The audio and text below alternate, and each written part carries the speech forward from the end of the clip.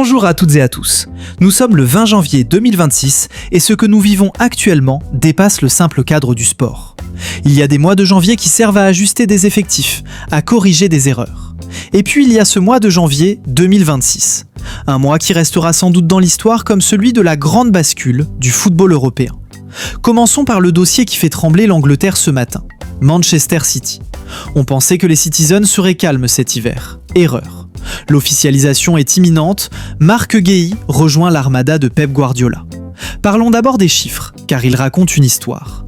Le montant du transfert est fixé à 20 millions de livres. Pour un international anglais de 25 ans, en 2026, cela semble être une aubaine, presque un cadeau. Mais ne vous y trompez pas, le véritable coût de cette opération est ailleurs. C'est le salaire qui fait grincer des dents dans tous les vestiaires de Première Ligue. 300 000 livres par semaine. Faisons une pause là-dessus. 300 000 livres. C'est le salaire d'un attaquant star, d'un buteur à 25 buts par saison.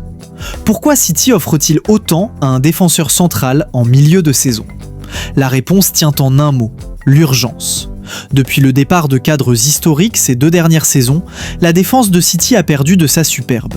Guardiola ne cherchait pas juste un défenseur, il cherchait un quarterback. Tactiquement, l'arrivée de Guéhi est un coup de maître.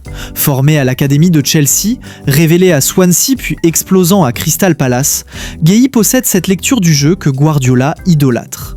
Il ne se contente pas de défendre, il porte le ballon. Il casse les lignes par la passe ou par la conduite de balle. Sous pression, là où d'autres dégagent en touche, Guéhi trouve une passe verticale de 30 mètres. À 25 ans, il arrive à maturité. Il n'est plus un espoir, il est un patron. Et City, qui entame la phase éliminatoire de la Ligue des Champions dans quelques semaines, ne pouvait pas se permettre de parier sur un jeune en développement. Ils avaient besoin de certitudes, ils les ont payées au prix fort. Mais l'arrivée de Guéhi, couplée à celle récente d'Antoine Semenyo, envoie un autre signal, la nationalisation de l'effectif. City recrute désormais des valeurs sûres de la Première Ligue, des joueurs déjà adaptés au rythme infernal du championnat anglais. Cependant, l'équilibre d'un vestiaire est fragile. Quand vous faites entrer un joueur à 300 000 livres par semaine, vous faites des victimes. Et la victime de cet hiver, c'est la jeunesse. L'info est tombée, c'est la fin de l'aventure pour Oscar Bob. Le Norvégien, chouchou des supporters pour sa technique soyeuse, va partir.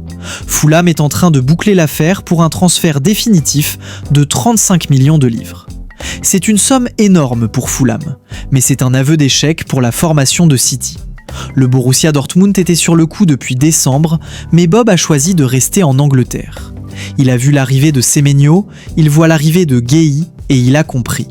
Le temps de jeu à l'Etihad Stadium est devenu une denrée trop rare. À Fulham, il sera la star, à City, il était une variable d'ajustement. Un dernier mot sur les conséquences de ce transfert. Liverpool suivait Marc Guéhi depuis 2 ans. Voir leur cible filer chez le rival mancunien est un coup dur pour les Reds. Mais Liverpool a de la ressource. Le club de la Mersey a immédiatement activé son plan B. Et quel plan B ? 2 noms sont sortis du chapeau.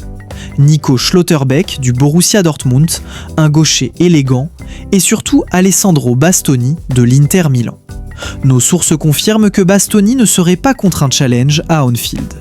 Si City a tiré le premier, attendez-vous à ce que Liverpool réponde d'ici le 31 janvier. Quittons la pluie de Manchester pour le soleil trompeur de Madrid. Car si le temps est calme en Espagne, la tempête couve en coulisses. Le dossier qui passionne la presse espagnole tient en une question. Jürgen Klopp sera-t-il le prochain entraîneur du Real Madrid ? Analysons les faits. Jürgen Klopp a parlé cette semaine. Il a utilisé des mots forts. Média hype. Il nie toute approche concrète.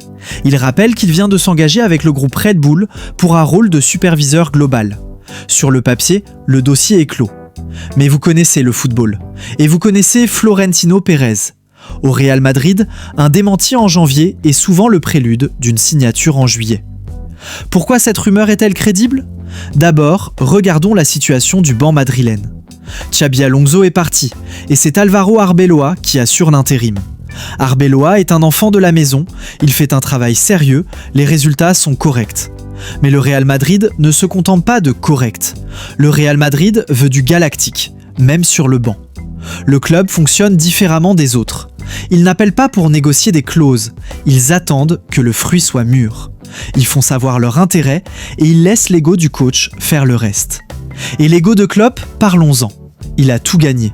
La Bundesliga, la Première Ligue, la Ligue des Champions avec Liverpool. Il ne lui manque qu'une seule chose pour compléter sa légende, réussir là où tant d'autres ont échoué, sur le banc le plus électrique du monde, le Real Madrid. Revenir sur un banc, quelques mois après avoir annoncé vouloir prendre du recul, serait un revirement total. Mais le Real n'est pas n'importe quel banc, c'est le Graal. Fabrizio Romano a été très clair hier soir. L'appréciation en interne est totale. Le board madrilène adore Klopp. Son style, son énergie, sa capacité à gérer les stars tout en imposant un collectif. C'est exactement ce dont le Real a besoin pour l'après Alonso. La stratégie de Pérez est simple. Laisser Klopp s'ennuyer un peu dans son rôle de bureau chez Red Bull et lui offrir l'adrénaline du Bernabéu sur un plateau d'argent. Si Klopp ouvre la porte, ne serait-ce que d'un millimètre, le Real s'y engouffrera. Ce n'est pas une rumeur, c'est un siège en règle qui se met en place. Si Madrid joue aux échecs, Barcelone vit un psychodrame. L'information est tombée comme un coup près et elle est officielle. Marc-André Ter Stegen est prêté à Gérone jusqu'à la fin de la saison. Prenez un moment pour réaliser. On parle de l'un des meilleurs gardiens de la décennie, du capitaine, de l'homme qui a tenu la baraque quand le navire Blaugrana prenait l'eau. Prêté aux voisins. Comment en est-on arrivé là ? C'est une histoire de cruauté sportive. Ter Stegen a été blessé longtemps.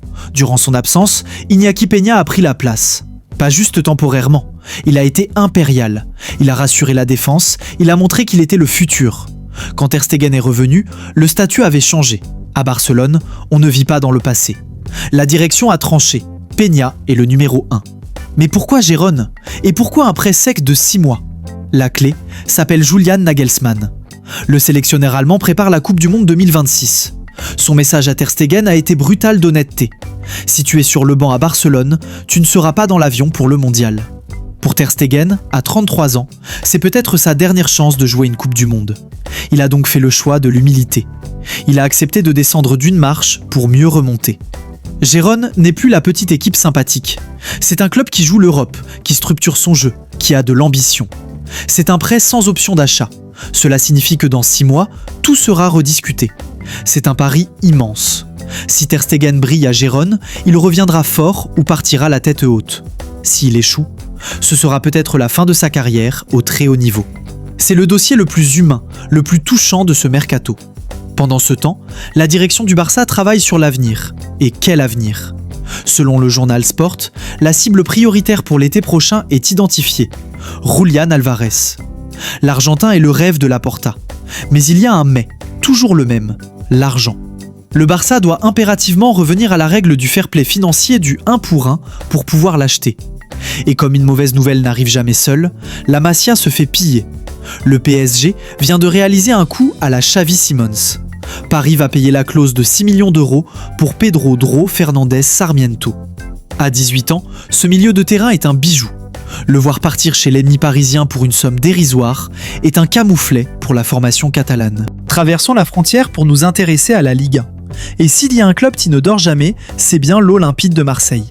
Sous l'impulsion de Roberto De Zerbi, l'OM est en train de réaliser un mercato d'une intelligence rare, ciblant des profils très précis. Premier coup, Quinten Timber. Pendant que l'Europe avait les yeux rivés sur son frère Jurien à Arsenal, l'OM travaillait en sous-marin sur le milieu de Feyenoord. C'est un profil box-to-box, moderne, capable de casser des lignes par la passe ou le dribble. West Ham le voulait, la Lazio le voulait, mais le projet de jeu de De Zerbi a fait la différence. L'opération devrait se boucler autour de 4 millions d'euros pour un prêt payant ou une indemnité ajustée à la fin de contrat. C'est du travail d'orfèvre. Mais le dossier qui excite le plus les supporters, c'est celui d'Ethan Nwaneri.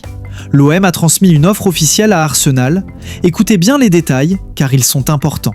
C'est un prêt sec jusqu'en juin, sans option d'achat. L'OM est prêt à payer une indemnité de prêt supérieure à 3 millions d'euros pour seulement 5 mois et à prendre en charge 100% du salaire. Pourquoi Arsenal accepterait ? Parce que Nwaneri, à 18 ans, est une pépite qui a besoin de jouer. Mikel Arteta adore le joueur, mais ne peut pas lui garantir 90 minutes chaque week-end.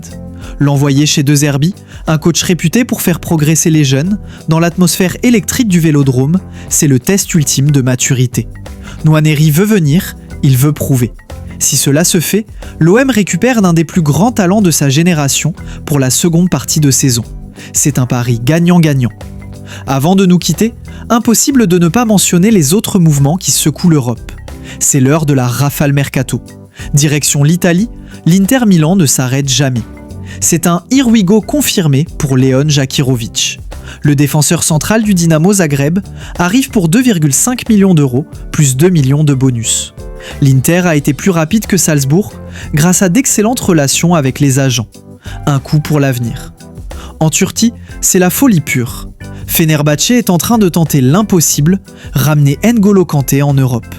Al Ittihad est ouvert à la négociation. Kanté veut retrouver l'équipe de France. Imaginez NG dans la ferveur d'Istanbul, c'est déjà culte. Serie A encore, Jack Harrison quitte le cauchemar de Leeds pour la Fiorentina. Prêt avec option d'achat de 7 millions, une belle opportunité de relance. Manchester United, enfin un mot sur Kobbie Mainoo.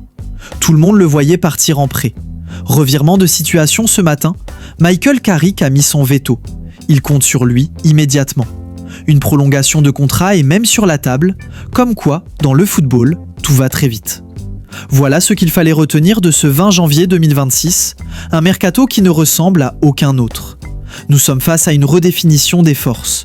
Manchester City achète de la sécurité à prix d'or, le Real Madrid joue la carte de la patience stratégique, le Barça fait des choix douloureux et l'OM ose tout. Maintenant, la parole est à vous. J'ai 2 questions pour vous aujourd'hui dans les commentaires. Gueye à 300 000 livres par semaine, génie ou folie de la part de City? Ter Stegen a-t-il raison de quitter le Barça pour Gérone afin de sauver sa place au mondial? Ou est-ce un aveu de faiblesse? J'attends vos analyses, je lirai les meilleurs commentaires dans la vidéo de demain. Si vous avez aimé ce grand format, n'oubliez pas le pouce bleu, c'est le meilleur moyen de soutenir la chaîne. Abonnez-vous et activez la cloche pour ne rien rater. Le mercato ne dort jamais, et nous non plus. À demain.